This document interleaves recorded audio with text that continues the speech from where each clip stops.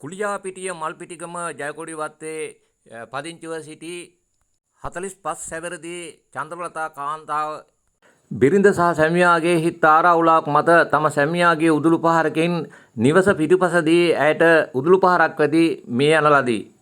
මැය වෘත්තියක් වශයෙන් ඇඟලුම් ආයතනයක සේවය කරන අතර තම සැමියා කිසිදු රැකියාවක නිරත නොවන නිසා දෙදෙනා අතර බහින්බස් වීමක් දුරද යාම නිසා මෑගේ මරණයට හේතු විය.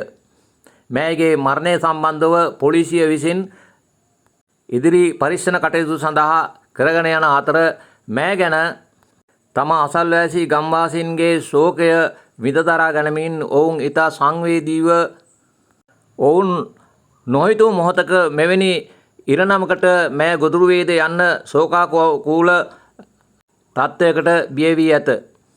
දෙදෙනාට දෙදෙනා තේරුම් ගැනීමට නොහැකි වීම මේ මරණයට මූලික කරුණ වී ඇත.